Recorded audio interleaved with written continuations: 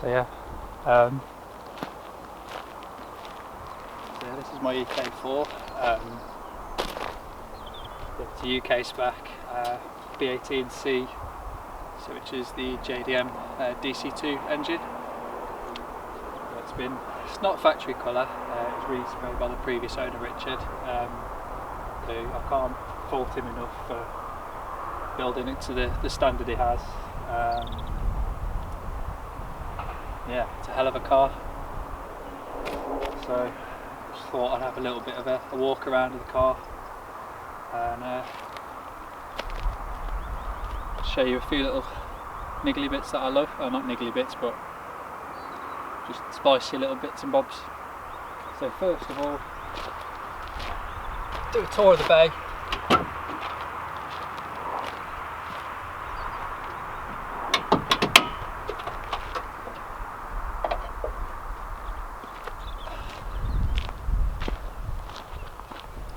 So,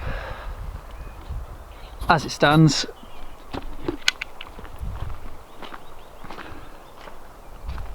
like I said, it's a B18C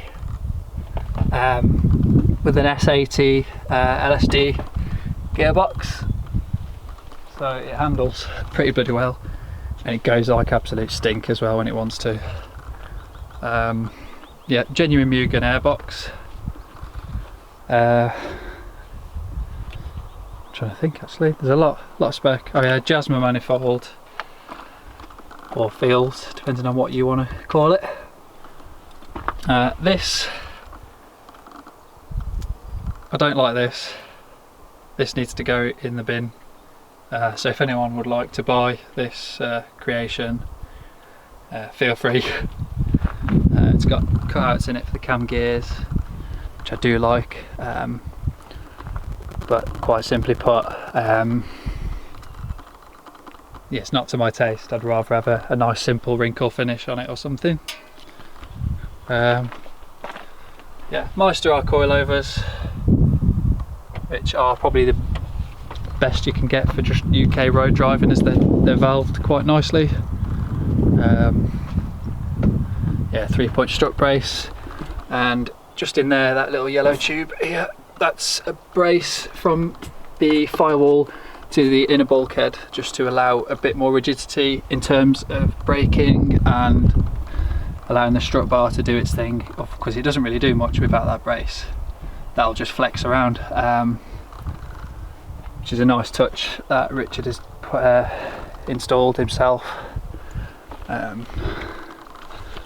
So yeah, I've got a horrendous leak from the cam seal at the moment, and I'm currently missing an exhaust bolt as well before someone picks up on that. That will change and I will fix that. Just wang you back on a tripod for a moment while I shut the bonnet. It's a bit of an ordeal at the minute, a stiff cable.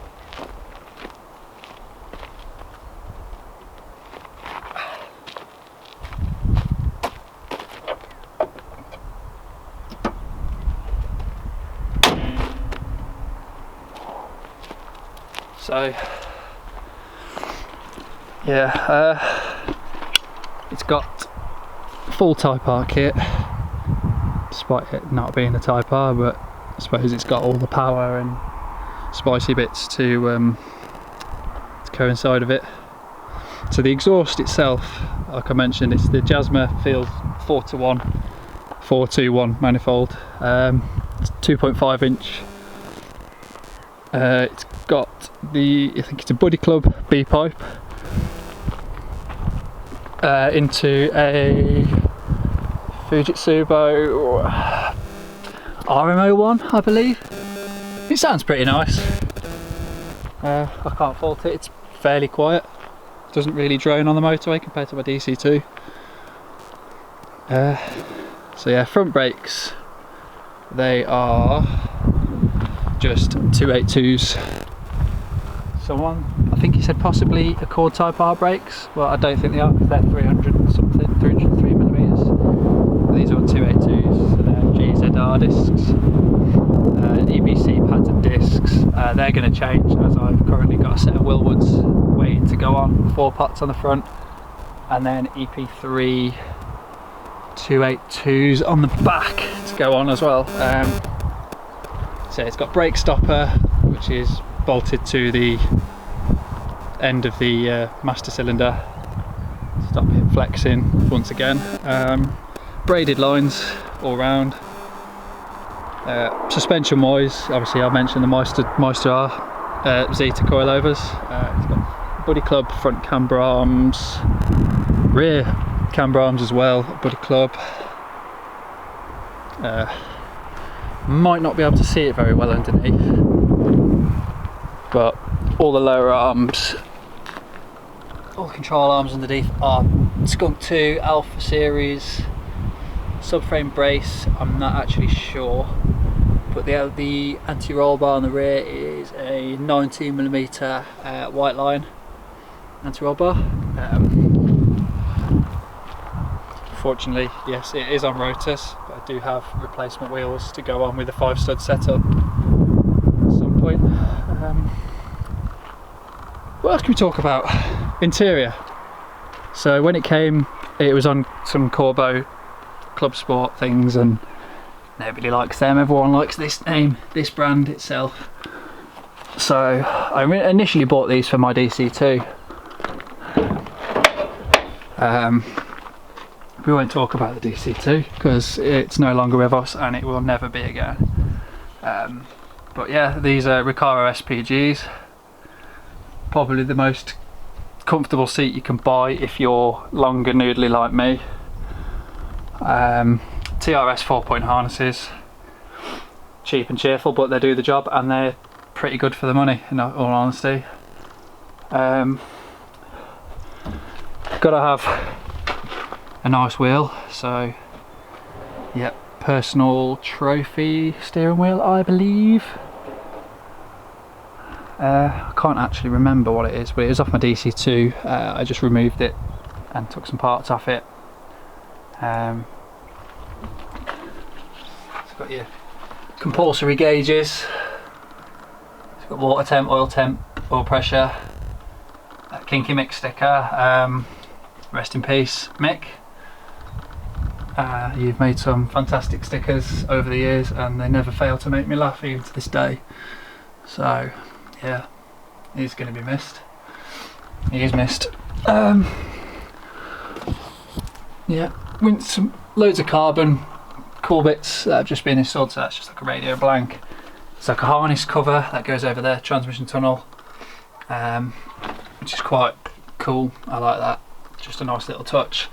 Because the door cards have been removed as well, window switches don't have anywhere to live, so Richard has done these little carbon infill pieces with the window switches installed in them, which I bloody love. It's a nice, really nice little feature, and it allows me to retain the electric windows, which is quite nice because it gets toasty in there even in the middle of February in the sun. So it's had like ECU mounted, obviously the cage, it's got some nice little, it's got nice boxed in sections. Oh yeah, Renstall Motorsport gear knob, which is supplied to me by Battlecraft Parts. Really cool bunch of guys to work with, to buy stuff from. Even though it came from America, it came pretty damn quick, which I'm impressed with. What else we got? Oh yeah, carbon sunroof blank. It's all in the name really, it blanks my sunroof. Can't really say any more than that. Oh yeah, this is a cool piece I like. Rather than having the usual proper racy boy foot plates.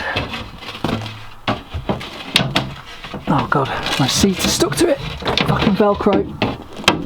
Hang on, I need to put my camera down a moment.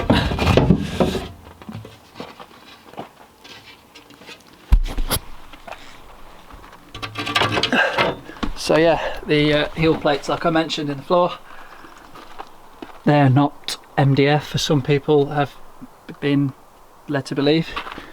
It's like 5mm thick aerospace grade carbon fibre, which sounds really daft, but it's one of my favourite little pieces in the car, just because it's a thick ass sheet of carbon fibre. It doesn't really weigh anything at all, like finger and thumb is lifting it up.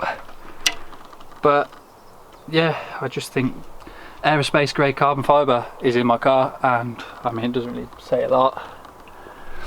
I'm really waffling here, but yeah, just a nice touch once again. So big up to Richard for being a bit creative with the build. That's it, just give that a twat down. This switch doesn't do anything, but the plan is I've got some 3D printed interior light designed. I have got a prototype built up, and it will go up there or somewhere, point down that way, and I'm going to wire it in and I will put it on that rocker switch. Obviously, next stage, I've got poly windows in the back 3 windows. So with regards to my heated rear screen button, this doodah, that allows me to be naughty and be stealthy in my bright yellow car and turn my number plate lights off.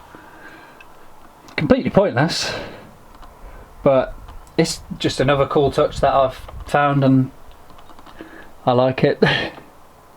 Makes me feel like James Bond slightly.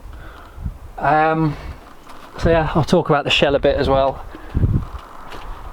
The entire shell has been seam welded in key places. It's custom cages, 6-point welding cage. It's got a dash bar, it runs behind obviously door bars, harness bars, gusseted into the A posts, gusseted into the front, just up there behind the mirror, gusseted to the roof, to the B post.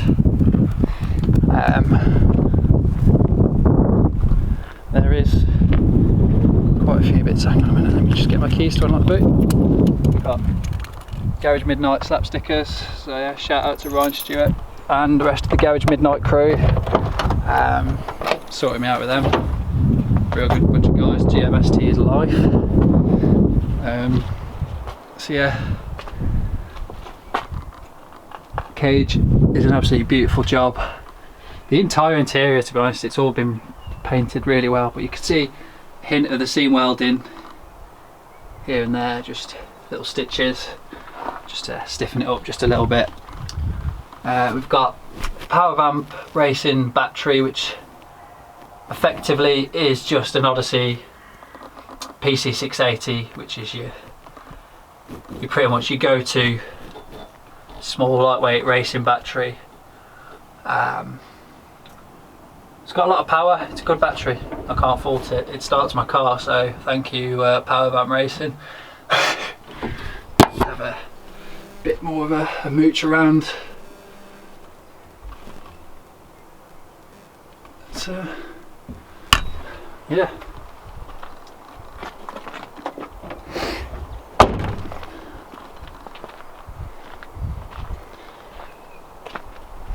Just shut my doors.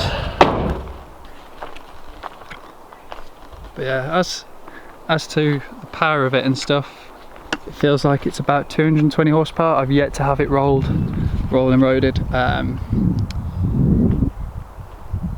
But yeah, it feels really quick. I kept up with an M4 a couple of weeks ago.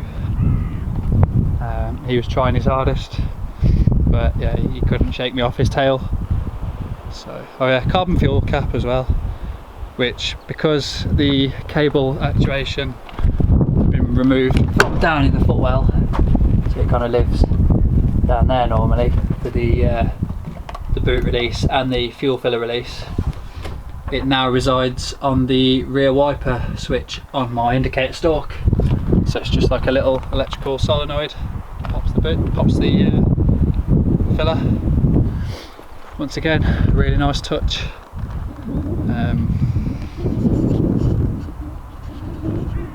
Yeah, I've just fallen in love with this car. After what happened with the DC2, I don't miss that car in the slightest, to be honest with you. There was a lot of things I wasn't overly happy with on it, and it's only when what happened to it happened that I realised it was a very shoddy car, and I paid well over the odds for it, in all fairness. This cost me less, and ultimately I've got more. You know, this is pretty much a nut and bolt restoration. You know, even the underside has been painted in the body colour. Just a reminder to myself that I will sneak a photo of the underside of that in when I edit this. But yeah, I will get better at talking to a camera and just less rambling and chatting shit, but for the most part, yeah, I don't feel like I've done too bad for my first video at all. So plan wise, a few bits and bobs planned. Like I said, I've got the 5-stud hub conversion, DC2 wheels, so I've got the 98 spec integral wheels to go on, with some Yoko Advan 808Rs.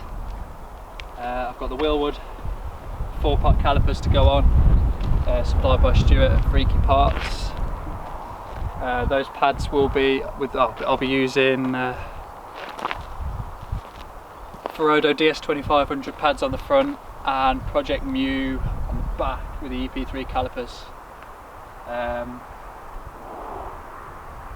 Headlights, I just think they need black tinted lights to look a lot better, break the front up a little bit more. So I will be buying those at some point. If I can get hands on some genuine EK9 ones, I'll do that. Front end, I've had a bit of a dilemma about that. So I've been thinking, I really like the sort of BYS Airwalker front end. I just think it looks a lot more aggressive, as it's kind of like a hybrid of the EK front bumper and a DCT lower. Obviously it's got a gigantic front central grille, which means I've got a lot more real estate to whack a giant intercooler in there, which ties into my next plan for this, the biggest plan for this in all fairness. So I thought about saying goodbye to the B18C at some point.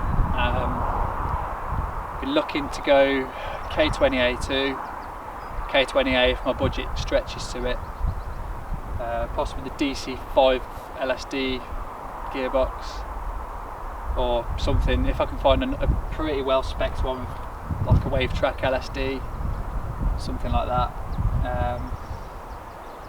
Do that, but ultimately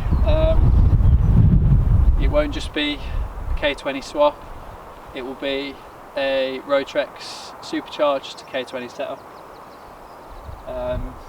So I got the Rotrex bug going on nearly 4 years ago now. A good friend of mine, Dan Clayton, he's built a crazy K20 turbo sequential Cyvex. I don't even know where to start with that thing, it's nuts. Yeah, it's a hell of a build.